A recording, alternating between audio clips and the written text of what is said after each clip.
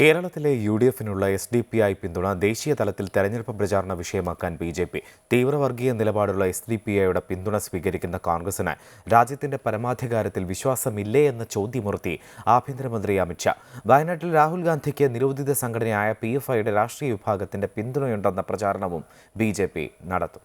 നിരോധിത സംഘടനയായ popular front of ഇന്ത്യയുടെ രാഷ്ട്രീയ വിഭാഗം എസ്.ഡി.പി.ഐ കേരളത്തിൽ കോൺഗ്രസ് നേതൃത്വം നൽകുന്ന യു.ഡി.എഫിന് പിന്തുണ നൽകുമെന്ന് പ്രഖ്യാപിച്ചത് ബി.ജെ.പി. രാഷ്ട്രീയ ആയുധമാക്കുകയാണ്.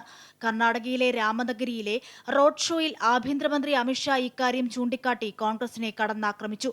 കോൺഗ്രസിന് രാജ്യത്തിന്റെ പരമാധികാരത്തിൽ വിശ്വാസമില്ലേയെന്നും രാജ്യത്തിന്റെ ഐക്യവും അഖണ്ഡതയും തകർക്കാൻ ശ്രമിക്കുന്നവരെ ഒപ്പം കൂട്ടുകയല്ലേയെന്നും അമിത്ഷാ ചോദിച്ചു. രാജ്യവ്യാപകമായി ഈ വിഷയം ബി.ജെ.പി. തെരഞ്ഞെടുപ്പ് പ്രചാരണത്തിൽ ഉയർത്തിക്കാട്ടും. കേരളത്തിലും രാജസ്ഥാനിലും കർണാടകയിലും പോപ്പുലർ ഫ്രണ്ട് നടത്തിയ ആക്രമണങ്ങളും അവരുടെ ഭീകരവാദ ബന്ധവുമടക്കം ബി.ജെ.പി. പ്രചാരണ ആയുധമാക്കുന്നത് കോൺഗ്രസിനെ ലക്ഷ്യം വെച്ചാകും. വയനാട്ടിൽ രാഹുൽ ഗാന്ധി അതിതീവ്ര മതനിലപാടുള്ള എസ്.ഡി.പി.ഐയുടെ പിന്തുണയോടെ മത്സരിക്കുന്നെന്ന പ്രചാരണവും ബി.ജെ.പി. നടത്തും. ഈ വിഷയത്തിൽ കോൺഗ്രസിനെ പ്രതിരോധത്തിലാക്കാനാണ് ബി.ജെ.പിയുടെ ശ്രമം.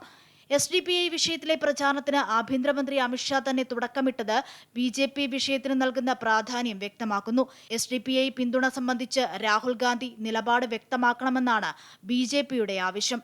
അമൃത ന്യൂസ്, ന്യൂഡൽഹി.